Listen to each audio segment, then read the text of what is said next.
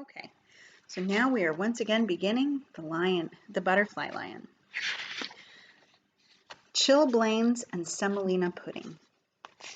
Butterflies live only short lives. They flower and flutter for just a few glorious weeks and then they die. To see them, you have to be in the right place at the right time. And that's how it was when I saw the butterfly lion. I happened to be in just the right place at just the right time. I didn't dream him. I didn't dream any of it.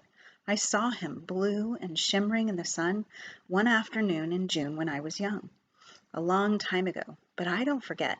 I mustn't forget. I promised them I wouldn't. I was 10 and away at boarding school in deepest Wiltshire. I was far from home and I didn't want to be. It was a diet of Latin and stew and rugby and detentions and cross-country runs and chilblains and marks and squeaky beds and semolina pudding. And then there was Basher Beaumont, who terrorized and tormented me, so that I lived every waking moment of my life in dread of him. I had often thought of running away, but only once ever plucked up the courage to do it. I was homesick after a letter from my mother. Basher Beaumont had cornered me in the boot room and smeared black shoe polish in my hair. I'd done badly in a spelling test, and Mr. Carter had stood me in the corner with a book on my head all through the lesson, his favorite torture. I was more miserable than I had ever been before. I picked at the plaster in the wall and determined there and then that I would run away. I took off the next Sunday afternoon. With any luck, I wouldn't be missed till supper, and by that time I'd be home and free. I climbed the fence at the bottom of the school park behind the trees where I couldn't be seen.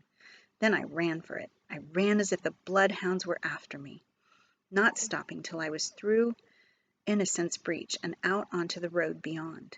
I had my escape all planned. I would walk to the station, it was only 5 miles or so, and catch the train to London. Then I'd take the underground home. I'd just walk in and tell them that I was never, ever going back. There wasn't much traffic, but all the same, I turned up the collar of my raincoat so that no one could catch a glimpse of my uniform. It was beginning to rain now, those heavy, hard drops that mean there's more of the same on the way. I crossed the road and ran along the wide glass verge under the shelter of the trees. Beyond the grass verge was a high brick wall, much of it covered in ivy.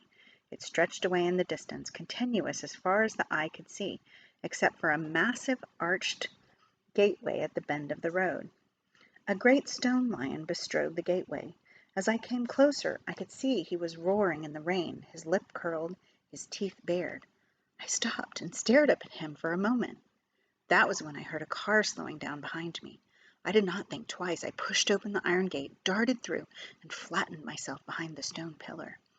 I watched the car until it disappeared around the bend.